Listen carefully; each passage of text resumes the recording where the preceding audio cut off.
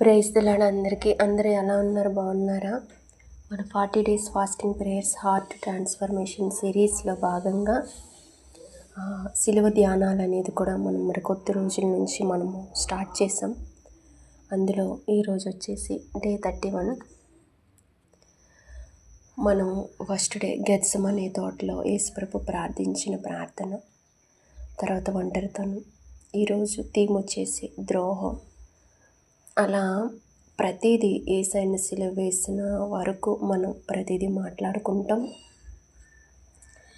మనం ధ్యానించుకుంటాం. ఏం జరిగింది అసలు, యేసయ్యని ఎందుకు యేసయ్యని సిలువ వేశారు అది మనకు తెలియాలి, క్లియర్గా తెలియాలి. జరిగిన సంఘటన, యేసు ప్రభు ఉన్నారా లేరా, యేసయ్యని హృదయంలో లేకపోతే నువ్వు మోసపోతున్నావు.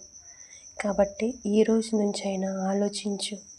యేసయ్యతో నడవటం కాదు, యేసయ్యని నీ హృదయంలో పెట్టుకోవటమే ఎంతో శ్రేష్టమైనది. మనం కూడా చర్చిలో ఉంటూ ప్రార్థనలు చేస్తూ మన హృదయం దేవుడి దగ్గర లేకపోతే అది ద్రోహానికే దారితీస్తుంది. ప్రేమతో వచ్చిన వాడి చేతే ద్రోహం. యూదా వచ్చి యేసుని ముద్దు పెట్టాడు. ముద్దు అనేది ప్రేమకు చిహ్నం, కానీ ఇక్కడ అది ద్రోహానికి గుర్తయింది. ఇది మనకు ఒక హెచ్చరిక. బయట ప్రేమ చూపిస్తూ లోపల వేరే ఆలోచనలు ఉంటే అది నిజమైన ద్రోహమే. ద్రోహం వెనుక ఉన్న అసలు కారణం బైబిల్ చెప్తుంది.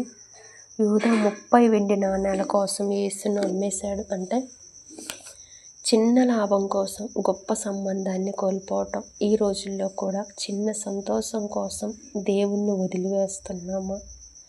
పాపానికి లోబడుతూ యేసుని నిరాకరిస్తున్నామా? మన జీవితంలో ద్రోహం ఎలా కనిపిస్తుందంటే, ద్రోహం అంటే కేవలం యూదా చేసినదే కాదు.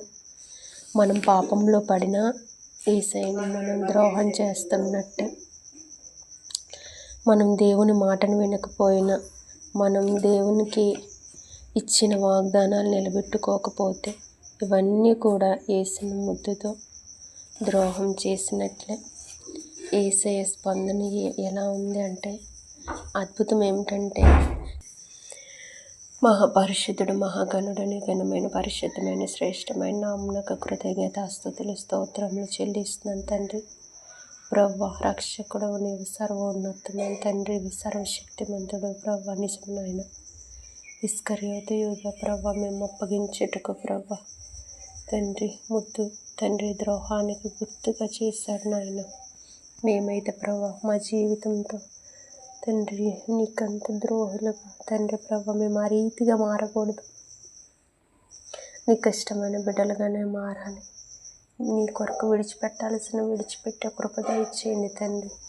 ఆ రీతిగా మమ్మల్ని నడిపించి నీ బిడ్డలుగా మమ్మల్ని హక్కు చేర్చుకోమని ప్రార్థన చేసే పరిశుద్ధ నామమున అడిగి వేడుకుంటున్నాను నా పరలోకపు తండ్రి. Thank you. God bless you.